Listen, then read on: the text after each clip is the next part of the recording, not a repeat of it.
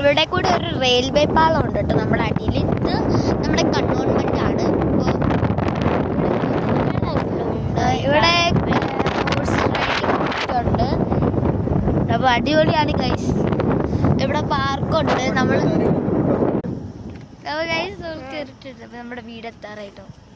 നമ്മുടെ പുറകിലും കണ്ടോ ഗൈസ് ഒരു കാർ വരുന്നത്. അതിനകത്തും നമ്മുടെ ഫ്രണ്ട്സ് ആണ് നിൽക്കുന്നത്. അപ്പോൾ ബൈ ബൈ. ഇന്നത്തെ ബൈ ബൈ.